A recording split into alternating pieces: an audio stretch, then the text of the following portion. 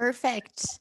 Well, welcome everybody. My name is Allie W. and I'm from Yarnspirations. So happy to be here with Mary Beth Temple.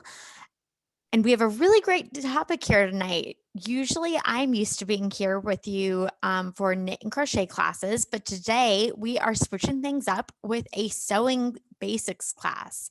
We're really excited to be here with Mary Beth, who is a expert seamstress, has a long history of sewing, and we're really excited to just cover some of the basics to get you started on your next sewing project, or if you just need to do some simple mending. So I'm going to go ahead and pass things over to Mary Beth. Hi guys, I have to hit a button. This is super exciting for me. Again, I'm mostly here at Michael's. I teach intermediate knitting with some crochet and some beginner knitting. But what many of you do not know about me is I was a professional seamstress in the entertainment industry in New York for many, many years. I worked on feature films. I worked on Broadway. I worked on television shows. And I also learned to sew from my mother at a very young age. So I have been begging to teach sewing. I'm super excited to be doing this. So we're going to do some hand sewing tonight. A couple things I want to say. I've been sewing for a really, really long time. And there are tricks that I'm going to show you that you may not see at other places, but it's really based on my more years than I care to admit to experience. So trust me. The other thing I want to say is Allie's really great at fielding questions. And I really want to answer your questions because we're not making a project tonight. We're just going to talk about some sewing basics. So if you have some hand sewing questions, hit me. Tonight's the night. All right. So let's switch over to the tabletop. And I'm going to move the light over so we can see.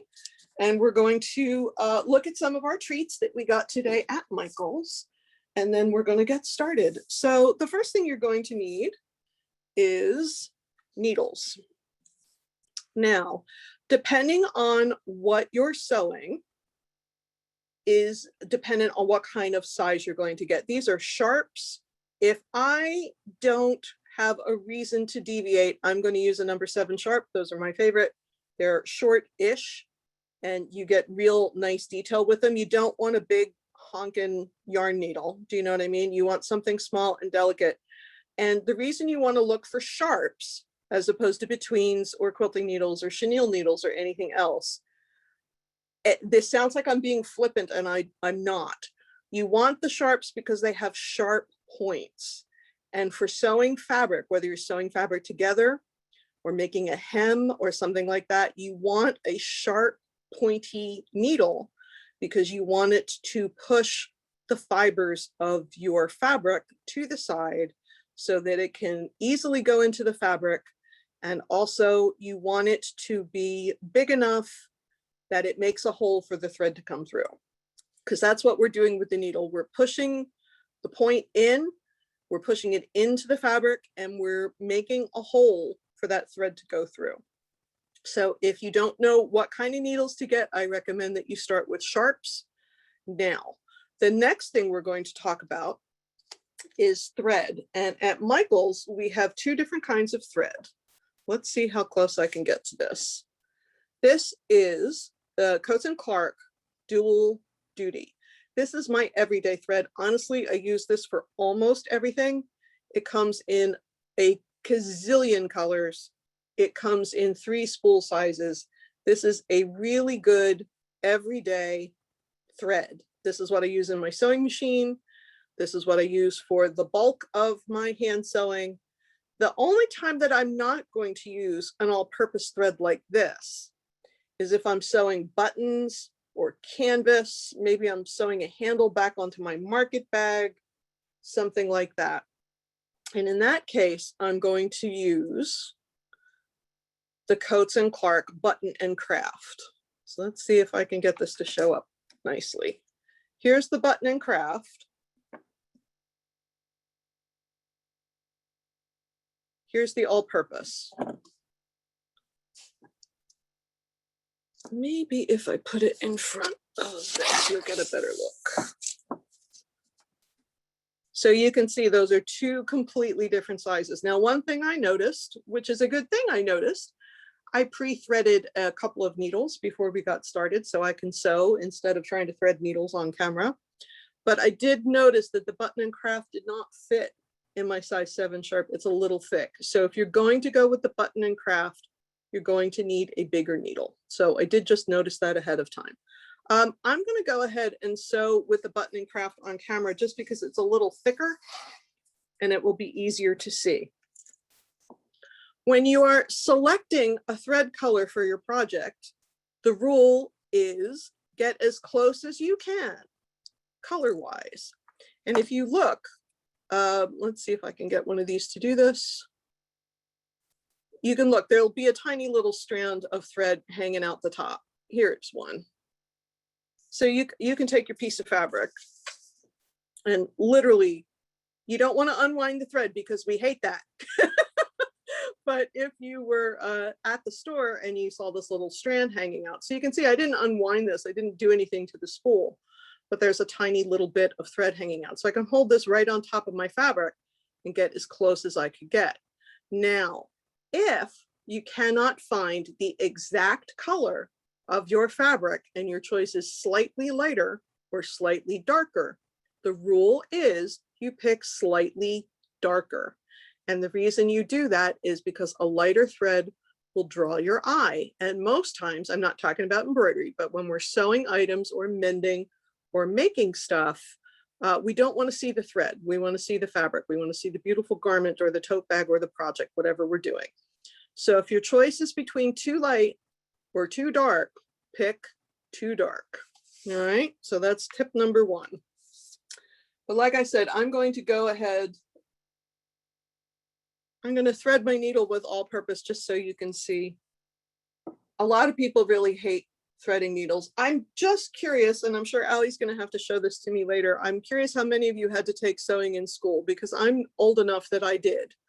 And some of the things we were taught in sewing class in middle and high school, I spent a long time learning to not do. So I am going to talk about that a little bit. So let's talk about how much thread you're going to pull off. I like to pull off about 20 to 24 inches because I'm going to use half of that.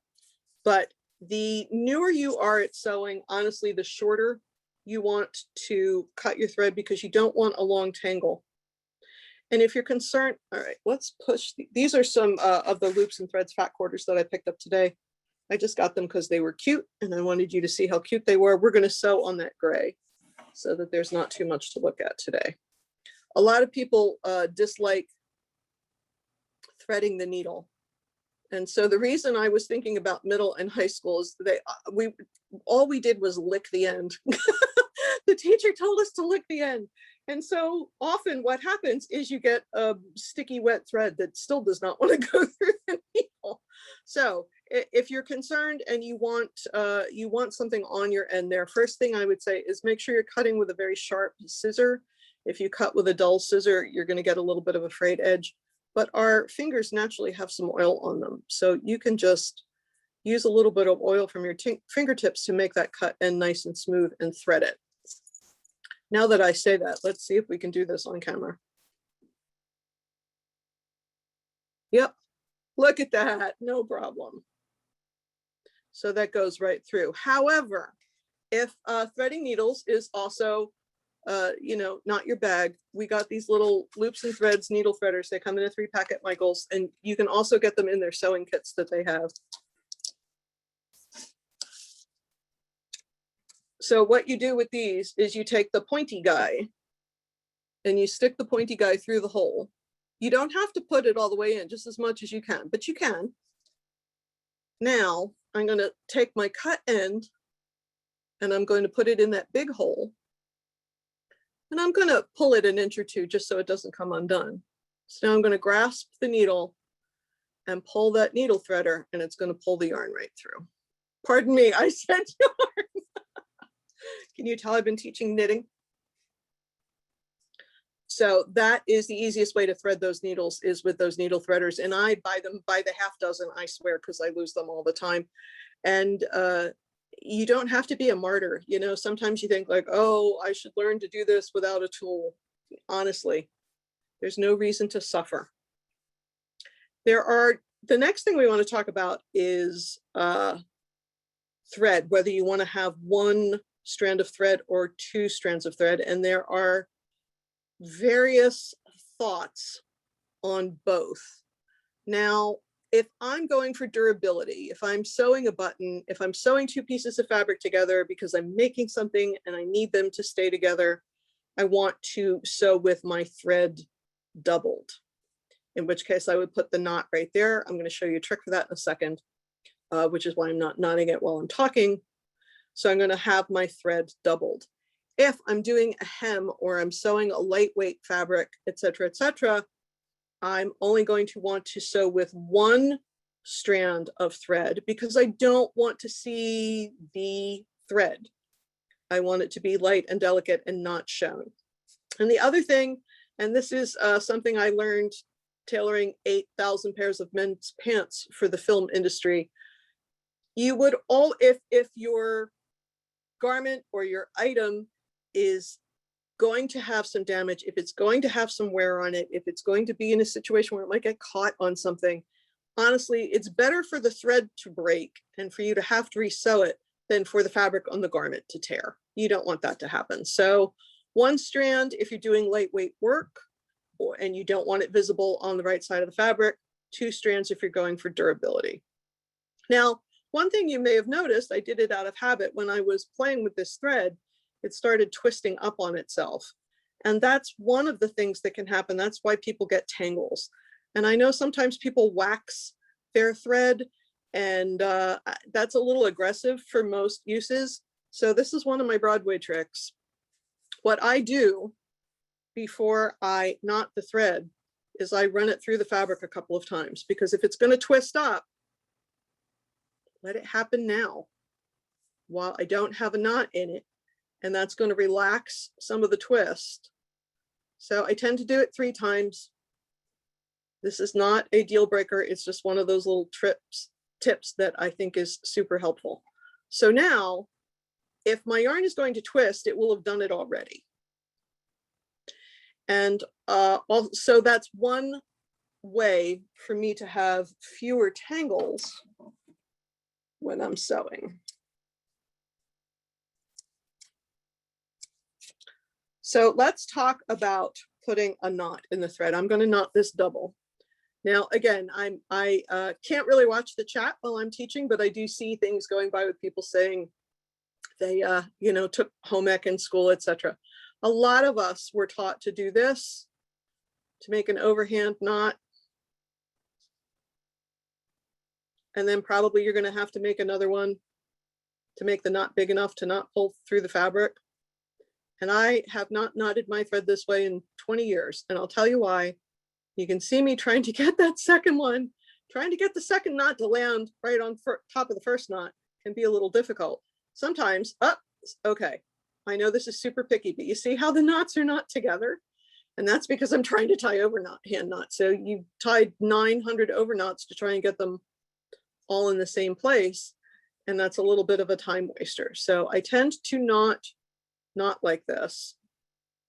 All right, I did finally manage, but you do want your knot big enough that it does not pull through the fabric. And you don't want a super big tail. I don't cut the thread right up on top of the knot because I don't want it to undo, but I don't need that much of a tail, so I would cut that off if that was the knot I was using. However, whoops, sorry.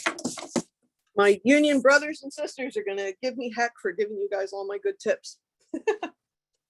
So the other way to knot your thread in a super easy manner, I will say I did lick my finger out of habit.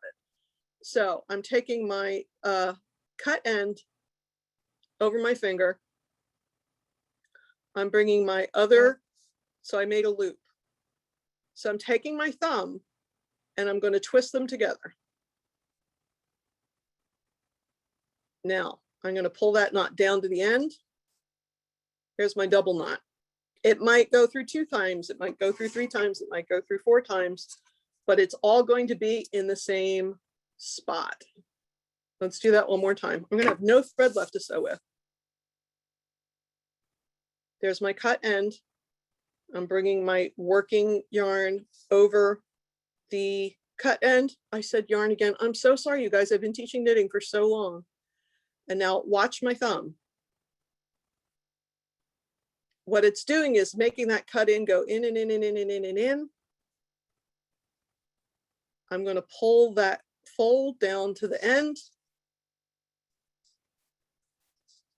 Give it a little tug, and then I have multiple knots, but it's all in one place. So that I'm seeing the chat flashing by. I'm seeing a lot of people saying that's how they were taught. That's great. That is the easiest way to do it. And but again, not the way a lot of us were taught. It's something I picked up later in my sewing life. Allie, do we have any questions before I start sewing some stuff? There is just one question. Would you say that you need different scissors for yarn and thread? I do not. I will use my fabric scissors for thread because and yarn, because to me it's all textiles. Do you know what I mean? Like I'm sure many of you do, I don't use paper scissors for cutting thread, and I don't use my thread scissors for cutting paper. I like these are I like these little short ones for sewing. I have giant 8-10 inch because I do a lot of garment sewing. I am less a quilter and more somebody who likes to make clothes, so I have a lot of big heavy scissors. But for just trimming threads, I like these little short guys. And again, I don't have anything to do with the Westcott brand, but these are available at Michael's, so I just use those. So the first stitch we're going to look at is the running stitch, and I'm sure if any of you were taught anything, this is the one. So I'm going to bring my yarn up from behind.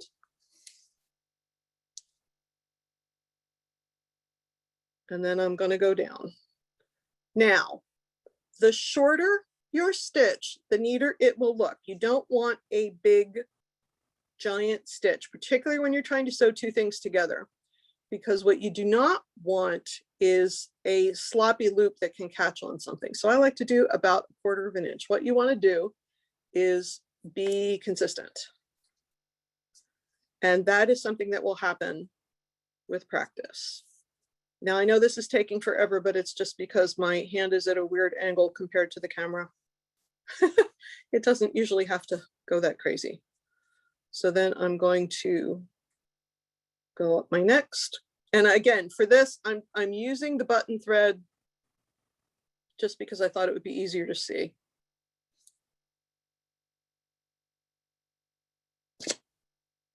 So this is called the running stitch. If you do machine sewing, whoops, sorry guys, I hit the camera there. If you do machine sewing, this is a stitch also that can be used for hand basting. Sometimes you baste your items together like this before you sew them. Pins are great, basting's better. So if you're setting a fancy zipper or using difficult fabric, you'll use this as a basting stitch.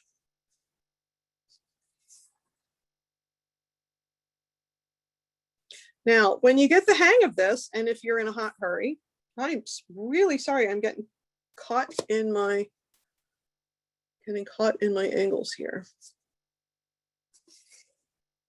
Again, particularly if you're going to be basting something.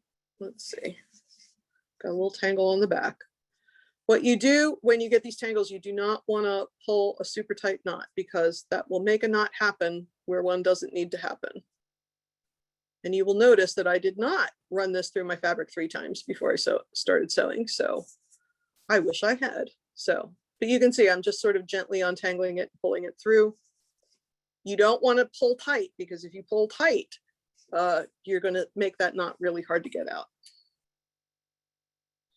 So another way to do this, particularly if you're basting, is what we call the scoop method, which is you can go down and then up and then down and then up. And I'm sure I'm not doing this straight again because of the camera angle, but if you're sewing neatly along an edge, or if you're sewing something together and maybe you have a chalk line or something like that. I don't go too crazy. I don't want to go through too many times because again, I don't want to get stuck. But then I can pull this through.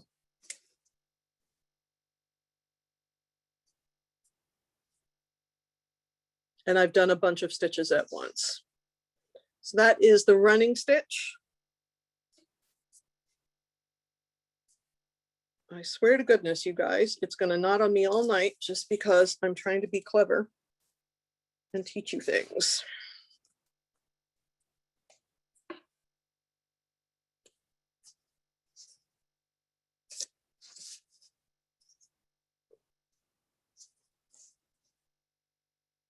All right, here we go.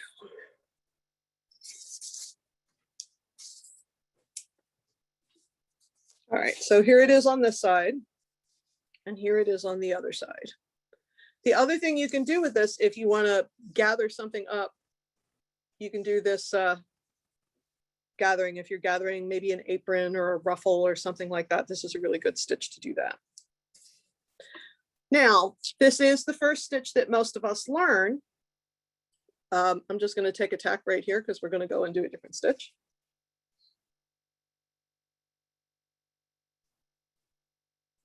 But it is not the most durable. And again, if you're out in the world and you get a fingernail or something caught on one of these guys, if you accidentally get this caught on your purse strap or something and there's a pull, it's going to do that.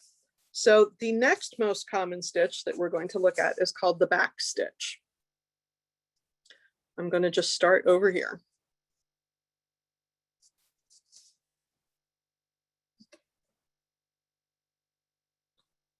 So again, ignore this madness over here. So I've gone down and I've come up and I'm going to go back to the place that I went down.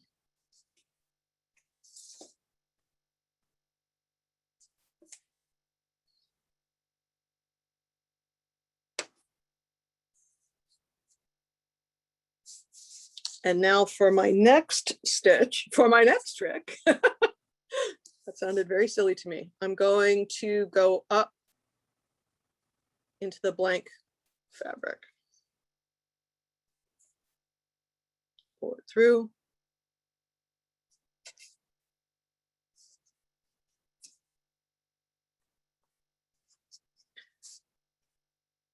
And I'm going to go down in the same hole where I came up before.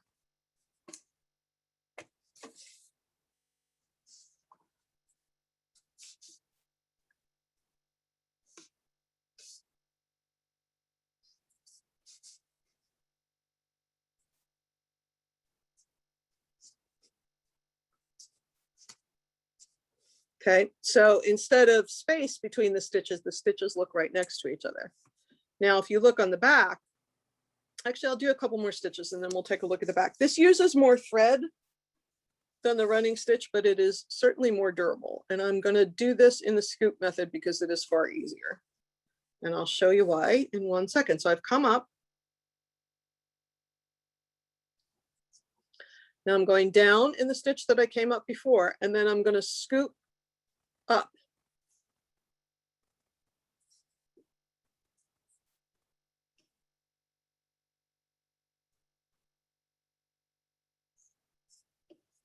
Down in the same spot, scoop up.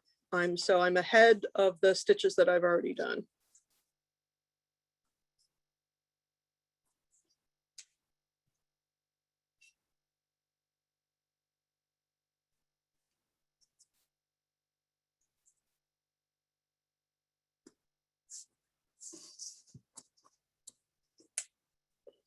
And it's not this hard, it just really wants to tangle on me today. There we go.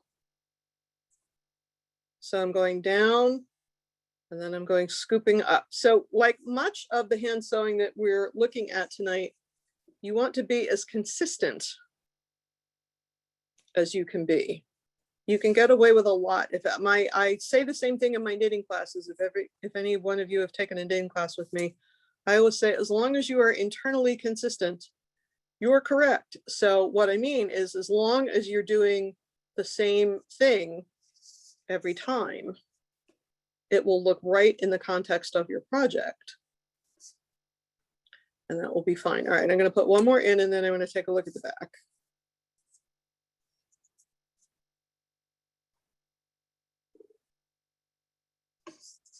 So here is what it looks like on the front. Again, if I wasn't at this weird angle, it would have been a little straighter. And on the back, you can see how much more extra thread that we're using. So that does two things. One is it makes it more durable. It's a much more durable seam. So if you have something that's going to get a lot of wear, a repair or something, I would definitely do this instead of this, particularly if I didn't have access to a sewing machine. But it does take more thread. So you want to make sure you have plenty of thread available in your project. So Allie, do we have any questions? For you guys, I'm going to cut my thread here and move to a different, I want to show you probably 2 more stitches, but I'm just going to cut this to get it out of the way. Yeah, there's a couple of questions here. Okay.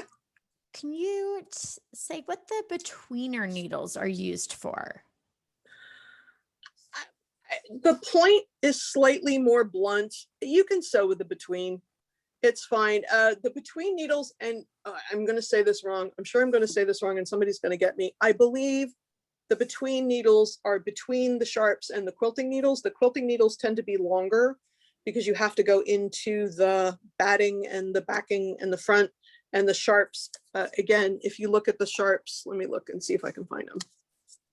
These are the sharps that I like to sew with. They're super short. Do you know what I mean? And again, the sharps are way, way, way pointier. The quilting ones tend to be slightly less pointier. The betweens, again, are between the sharps and the quilting needles. I think if you find out I'm wrong, I'm going to ask Michaels to cut this out of the video, but that's what I seem to remember. And then when you get to a tapestry needle, which sometimes we use for knitting, the point of the tapestry needle is that it has a blunt point. So I believe that the types of needles refer to the lengths and to how sharp the point is. And this is a super picky question, super picky piece of information that is probably too much for this class, but I'm going to say it anyway. When you're sewing things together and you're putting your needle in, what you want, so you have your warp, you have your weft. So your weft goes this way, your warp warp goes this way, weft goes this way. None of this matters, except honestly, what's happening here is the point is pushing the threads aside, the threads that make up the fabric. You don't want to break those threads because that makes it less durable.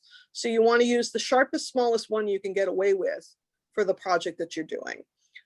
Because you don't want to weaken the fiber. You don't want those threads to snap. You're literally pushing them out of your way with your needle. You don't want them to snap or break. And again, if you are a knitter or a crocheter, what I do not want you to do is split the plies. What else is going on, Allie? I'm going to put a knot on this. I'm just going to use a single strand for the next one so it tangles When less. would you not use a backstitch, or is it pretty reliable for most projects? It's pretty reliable for most projects. I would not use a backstitch if my inside was going to get a ton of wear, because that's a lot of thread on the back. I would not use a backstitch if I was using some fancy thread and didn't have enough. But if you're using, you know, a coats project, there's hundreds of yards on there. You're not going to run out. For every day, I would use the backstitch for almost anything. And also, this is kind of sneaky. Let's see if I can find it. Allie and I were talking about this early. Backstitch is also an embroidery stitch. It's something, I'm just going to show a little corner of this, but you can also use it for embroidery. This is an embroidered piece, and you can see all the backstitch on the back, all that extra thread. It does keep the stitching laying in a good place, but it is something that you can also use for embroidery. Wonderful. And then another question here, if you're sewing a patch in clothes, would you turn the clothes inside out first? There are so many things I have to say about this. I think it's a different class. Let's tell the people at Michaels. There's a couple things. All right, well, let's talk about patches. Let's see. Ask me another question. I'm going to set up a little demo for doing patches. How's that? Do you have a different question? Oh, goodness. There are also, what stitch would you use to hem pants? That was the next thing I was going to do. Amazing. Heidi. We are getting to your question here shortly. And then there's a question here about reinforcing pockets.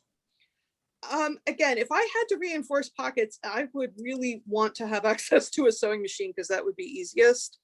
Otherwise, the other thing, you could run like 2 lines of back stitching. Do you know what I mean? If this is the bottom of your pocket, you could run a line of back stitching and then run another one, because pockets get a heck of a lot of wear, right? And so 2 lines would be fine. I would definitely back stitch a pocket if I was doing it by hand. So let's talk briefly. We're good. It's only 7:30. We're good. 7:30 my time. Let's talk briefly about patches, and then I will talk about hemming. And then I suspect that's all we're going to get to tonight. But so there's a couple of things with patches. One, I mean, sometimes you have a big giant hole. Do you know what I mean? But sometimes you have just a little bit missing. So you want to cut your patch so that it is bigger than the hole that you want to cover, because you can always cut. If you have too much when you're done, you can always cut it off.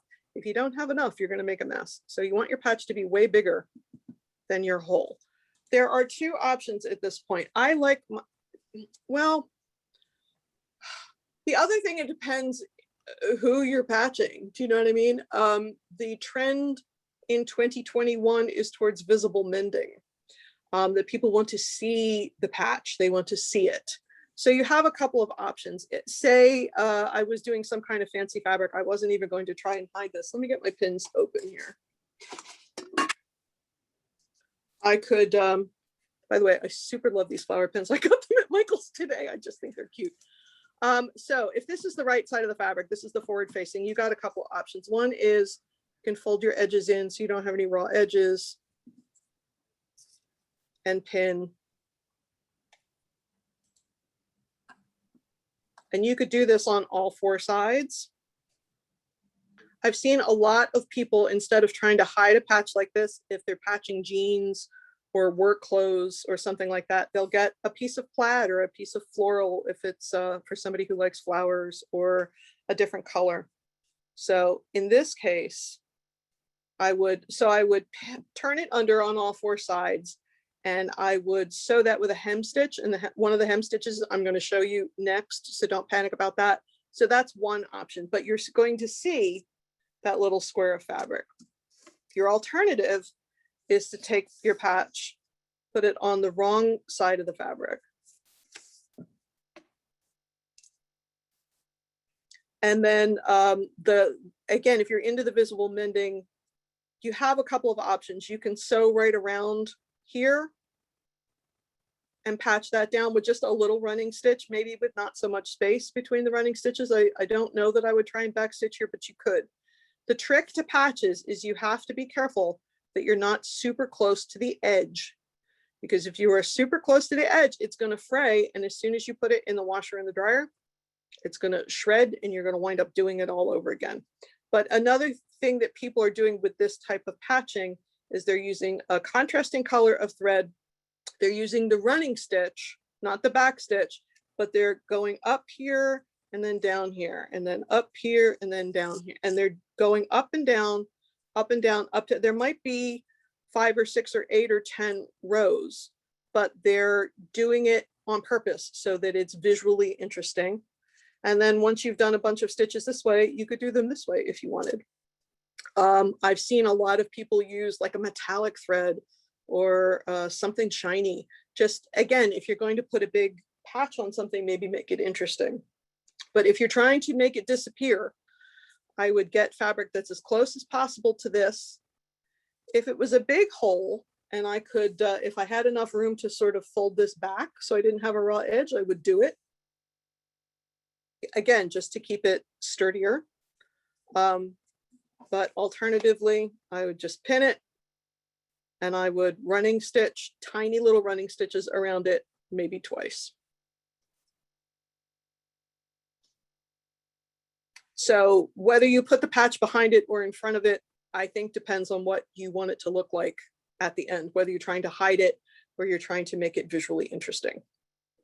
I hope that helps. Do we have anything else before I move on to hem stitching? Could you just cover one more time what you do instead of waxing your thread. Yes. Well, first off, if you use the button and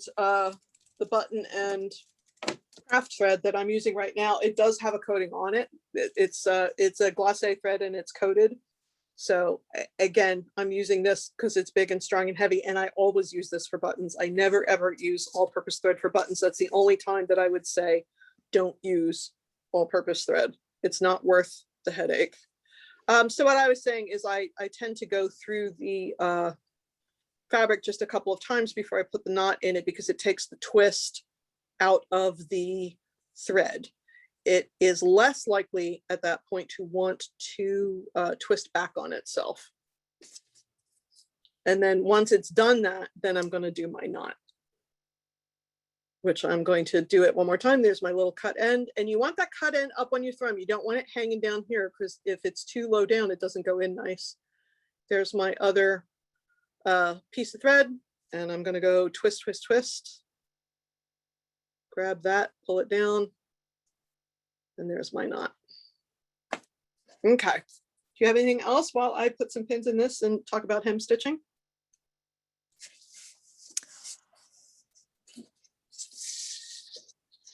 I hear you, Allie. Just trying to sift through the questions. Once you would go around the hole for a patch, would you recommend, what would you recommend doing with the extra material on the wrong side? Would you recommend trimming it off? Or I would trim it off. I would trim it off, but I wouldn't Great. go right up to the, again, I'd leave an 1/8 to 1/4 of an inch, because it's going to fray. And the other thing, and I meant to say this and I forgot, if you have the option, if you're going to throw the item that you patch in the washer and dryer, wash and dry your patch fabric first, because few things are more frustrating than getting brand new fabric and putting it on as a patch. And then you put the pants or whatever in the washer and the dryer, and then the patch fabric shrinks because you didn't prep it. So I definitely would use stuff that is pre-washed. Anything else? I think we're all set right now. Okay, so to make a hem, you're going to turn your raw edge under. Now I'm cheating. That's a lot of turn under. You don't need that much, but because I'm in sort of a hurry, I did turn in that much, because you don't want raw edges hanging out. The only instance, and again, I'm not going to do this because it's crazy on camera, the only instance you'll see raw edges hanging out is on really expensive men's wool trousers. They do a pinked edge, which is when you cut it with those zigzag scissors. And then there's a special stitch, and they let that little zigzag edge just kind of hang out. But those are, you know, $400 trousers made of very high-end wool. Men's tailoring is a completely different ballgame. I have to tell you, that's why I was so popular when I worked on Broadway, is because I could do men's wear. And a lot of us learned to sew. Men's tailoring is really its own little weird thing. So I think, you know what? I think I'm going to switch back to the all-purpose for this. Allie, do you have anything else you want to ask? I just want to rethread real quick. I just had a thought. So if you have anything you want to ask, now's the chance while I'm threading up this needle. Let me see if I've missed any questions here. I'm just going to do a very quick. I just think trying to do an invisible hem stitch with buttonhole thread is not how I want to spend the last 20 minutes of my class. So I'm just going to untwist this and put a knot in it. And so for the hem, of course, you do not want the thread to show. You want to have as little showing as possible. And so I'm going to only use one strand of my thread. Even though I folded it back, I'm only going to use one strand at a time. I don't want to be using 2 strands of thread at the same time, because I want as little thread showing on the right side of the fabric as humanly possible. So again, normally I would get my iron out, I would press this, I would do beautiful, beautiful work, but we're just doing quickies here tonight. So I'm going to bring my needle up under that fold. So I'm sewing in this direction. I'm going to go under just a couple of threads, and that's why I'm using the smaller needle, and I'm using the lighter thread. Sorry about that, I hit the camera. And so now, all right, let's see if I can get this on an angle. So here's my fold, right? So right when I come back from the right side to the wrong side, I'm going to go as close to that spot as possible, and I'm going to go up under the fold. And it doesn't matter how far I go here because nobody's ever going to see it. And then I can pull that through. Now I'm going right exactly across. I'm going to go under just a few threads because I don't want so much thread showing on the right side of the work. And pull it through. And then I'm going under that fold. So if I have my needle where it belongs, now look, you can see that it's under, you can't see it. If it was in the wrong place, I would see it on the other side of the work, but I'm not. I'm going right in that fold because nobody can see it.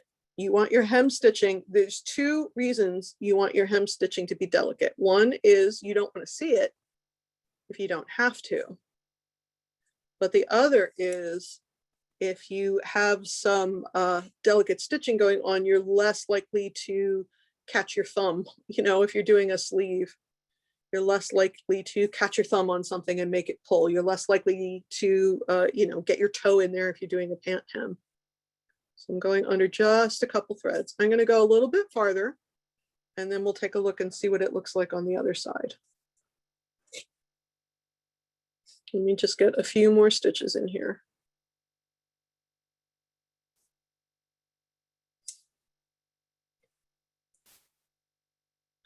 Just a couple of threads. Now, the other thing I'm going to show you a different hem stitch when I'm done with this one. This is for a woven. And so for a woven, as opposed to a knit is like, think like a t-shirt.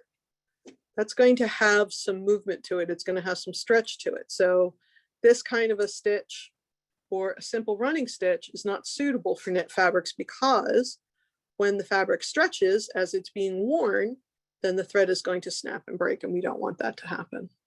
I find this very relaxing, by the way. I'm like having a whole Zen moment here. I love hemming things. I will hem things all day.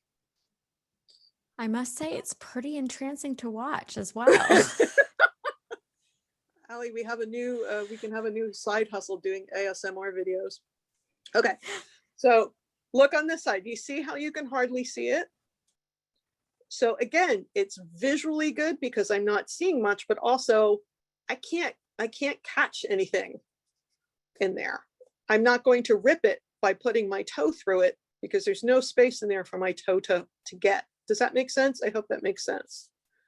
Now look at it on the other side. Now you're seeing it because I used a contrasting color, but you see how teeny tiny those stitches are? If I was using this gray thread, you wouldn't see it. You would barely see it because I'm only picking just a few threads at a time on the right side of the fabric. Also realize this is a skill that is going to get better with practice. I have been sewing like this for literal decades. So don't panic if yours doesn't look like mine the first time out. You'll get better at it as you keep sewing. But again, the important part of this is to bring the needle down in the other section as close to where it came up as possible. Like, I don't want to do this. I don't want to like make my next fold stitch way over here. Because see, it gives me that little extra nonsense that I do not want. I want to go as close as I can to where that needle came out when I move over to the other side.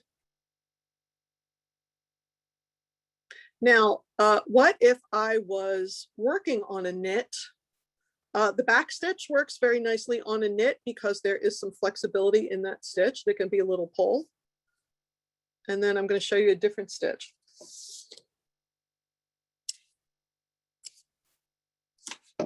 I'm just going to show you one different hem stitch real quick. Great. And what was the name of this stitch called? This? Yes. I don't honestly know if it has a name. I am not a person that does that. I'm sorry. I don't know. I mean, it's, oh yeah, wait. Blind hem. It's called a hand blind hem. Wonderful. And you're using a size 7 needle, correct? Yes, this is a 7. It's either a 7 or an 8 because this pack was 7 to 9 and I just grabbed one out. Again, the finest needle to do the job is the needle you want to do. So I'm going to very quick show you one more, which is a herringbone stitch. And this works for knits. And I use this stitch a lot for men's trousers because the stitch has some movement in it. So I'm coming up from the fold. I'm not getting so fussy with the fold now. So I am working in, so I'm right-handed. I'm working towards my dominant hand. I'm working in the opposite direction that I normally would sew. So I'm doing those little picks on this side. And now that my knot is settled, I'm going for the fold. I'm going right to left. And I'm going to put that under my working thread. This is called a herringbone hem.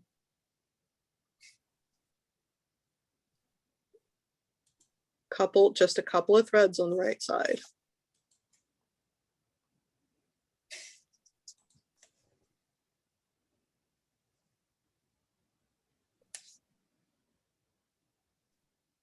Just going to put a couple more in here before you all trance out.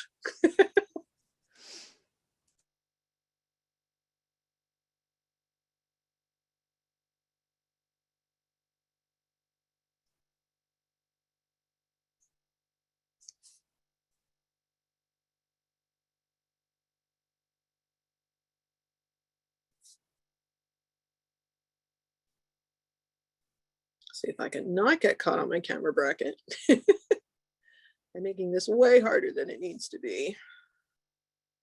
Also, you can use herringbone stitch for embroidery too. You make them taller so that they're more visible, but this is also an embroidery stitch. Okay, so why is this different than this? The downside is that you could conceivably snag, but it's also very invisible on the right side of the work. However, this is, I know this is super picky. This has what we call lateral movement.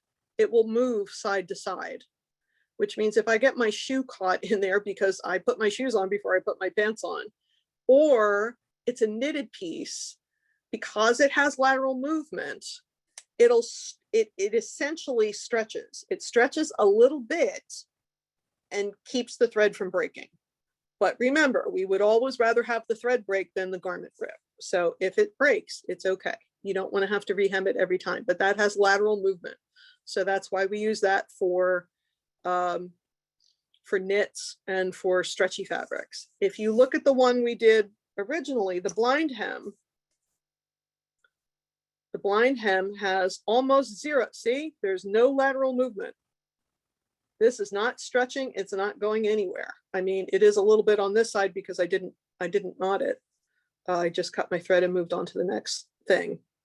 But this does not have lateral movement, so it's not optimal for knit fabric because it's going to rip. Either the fabric is going to rip or your thread's going to rip. Speaking of knots, I should talk about that very briefly. Allie, do you have any questions before we move on? There are just a few questions on if we're gonna get to sewing on a button tonight. Oh, that's a really good question. I don't know if I brought any buttons tonight, but I'm gonna look.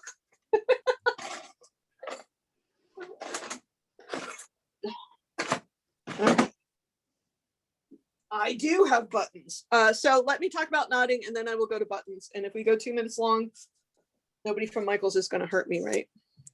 Nope, I don't think Okay. so. Okay. You guys are going to laugh at me. I'm going to have to get up and walk away from the camera and go get the buttons, but I can see a button box from here. So when you have the one strand, one point I did wanted to make, when it's too close to here and it's suddenly in the way and you're trying to do two strands, just give it a little tug and pull that cut end up. You don't want it to be super short. You don't want it to be way up here because it's going to come unthreaded and be irritating. Honestly, so let's talk about knotting real quick. Honestly, all I do is I tend to make 3 tiny little stitches. So I'll go 1, 2, and then I'll try and sort of go through those 2, 3, and then I'll cut. There are probably 100 different ways to knot your thread, but I want to do it on the side. If I'm doing a hem or something like that, I want to do it on the side that's not front facing. I want to do it on the wrong side, essentially. And then if I'm doing something like this, I'm going to just jam my needle under that fold and pull it up and cut it here.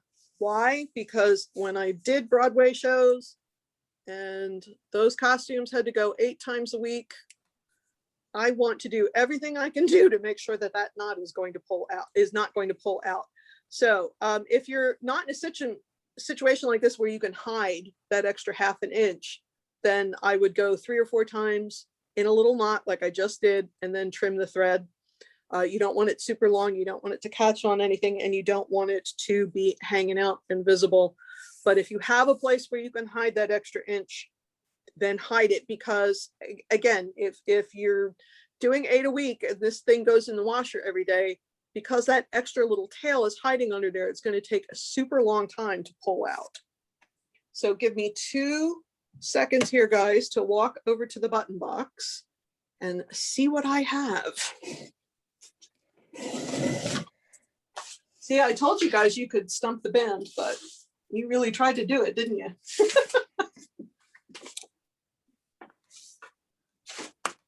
Amazing. And just a reminder to everybody, for if you have any questions or need to see something again, that this video is recorded and that you'll be able to rewatch it again in 24 to 48 hours. Just a reminder here. Okay, now these buttons are going to be random, y'all. They could be 100 years old for all I know, because I'm literally just grabbing the button box and pulling out the first things that I see. So don't get mad at me if you can't find these buttons again. They're in my button box, and my button box is extensive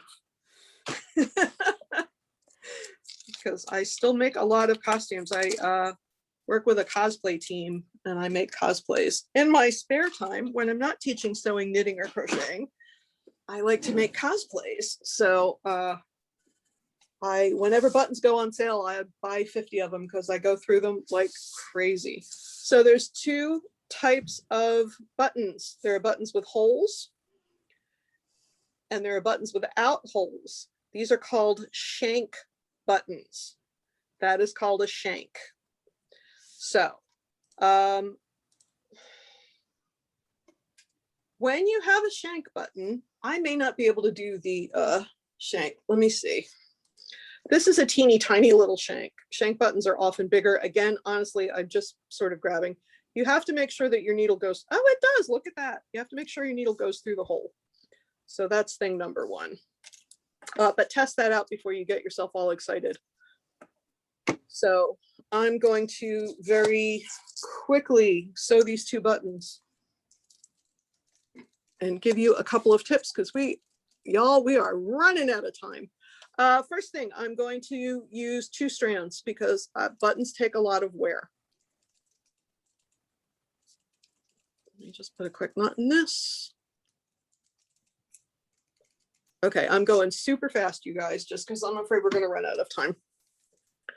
So a lot of people will bring the needle up from the back and have the knot on the back, but to me, that's too visible. So say, for example, I, first off, if I'm going to sew my buttons on, I'm going to have marked it, right? So the first thing, I'm going to keep my knot on the front. I'm going to bring, again, just going under a couple, I'm going to bring that knot up. This is for a shank button. I'm sorry, you guys, I'm going so fast, so this is a little sloppy. And I'm going to cut my threads pretty close because you're never going to see it now, even on the back. And then if you can't see it, it doesn't have a ton of wear, right? And we don't want a ton of wear. We want things to be durable. So this is, I'm going to say this is a size 5. This is, I'll be 100% honest, this is actually an embroidery needle because it was the first thing I put my hands on. So I seated my knot. I'm going to go through the shank. And then I'm going to go down. And I'm scooping. Because if you don't scoop, this is a fat pain. So I'm going to go down and I'm going to come up. So my button is seated and now I'm just going through that hole, going through that shank.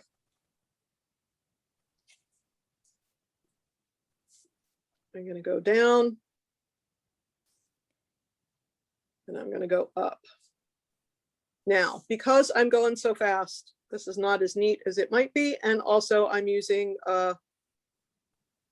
you know, gray fabric, a pink button and dark brown thread. So it's not going to be so pretty. But that's all there is to a shank button. The shank buttons are really super easy to sew on. And then when I want to knot it, I can do a couple of things. I can take my 3 little stitches right here through the threads. 1, 2, 3. Again, doesn't have to be 3, could be 2, could be 4, could be 5. And then you can also do that on the back if you want to. And again, because I have this fold here, I'm going to go ahead and hide 1/2 inch of that thread just because it makes it not pull out so quickly. So there's my shank button. Oh my gosh, we are so out of time. I'm going to just use 1 strand for the whole button just because I don't have time to thread another needle and start over. And it's different. This is a 2-hole button. There are also buttons with 4 holes that you can either make an X on the front or an X on the back. There's all different patterns you can do. But for this guy, here is the thing I want to say about sewing on buttons with holes. This is a mistake that every single person on the planet makes unless they have been told otherwise. They sew that button onto the fabric as tight as they possibly can. And then what happens when you slide that through the buttonhole, it doesn't sit nice. It needs some room for that other fabric to be there. So again, I'm using 1 strand just because I didn't have a whole lot of time. I'm going to go up through 1 hole.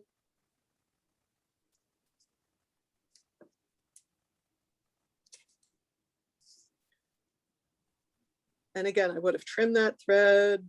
I might have come up from the back on a button this small, honestly.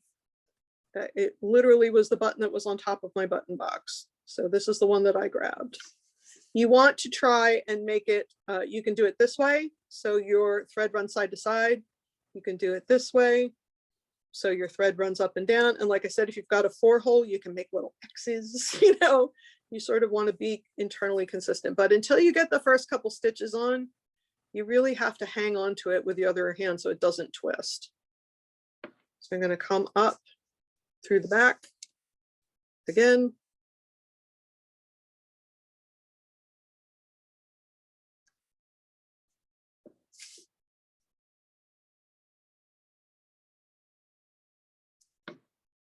But again, so I want it relatively close to the fabric, but I'm not pulling it into a death grip. I'm not making it so tight that the buttonhole can't breathe when it's time. I'm just going to put 1 more stitch in there. I'm going to show you 1 more little trick with this button. And then y'all, we are so out of time.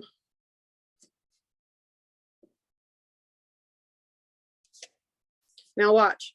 Again, I would have done more stitches, but when I'm done with my last stitch, I'm not going to go through to the back. I'm going to take my thread and I'm going to wrap it around the stitching 5 times. 1, 2, 3, 4, 5. Now I'm going to make my knot. I can make it here, or I can make it on the wrong side of the fabric, wherever I think that you're not going to see it. So you're creating a shank here. Now for a shirt button, this is not as important, but if you're sewing a button on a coat or a jacket or a blazer, you need this extra room because you need the fabric that the buttonhole is in. You need somewhere for it to go. You need it to be able to sit nicely under that button and over the fabric that it's sewed to. If you don't have that airspace, it's going to pull and it is going to look unattractive. And y'all, it is 8:02. So Allie, if you have anything else you want me to answer before we go? I don't think so. There's some great ideas here for future classes. So be sure to check back on michaels.com/online classes for more classes in the future. And thank you all so much for joining us tonight. All right, well, I'm going back to the face camera and waving goodbye. Also, you guys, if you want me to see your work, you need to reach me on Instagram. It's hooked, HOOKED, the number 4, life, LIFE, LLC. And somebody watches my Instagram all the time. Message me if you have a question, although I'd appreciate a follow first. But if you have something you want me to look at, that's a great way to reach me. Awesome. Thank you so much. And thanks everybody for joining us tonight. This was fun. Bye.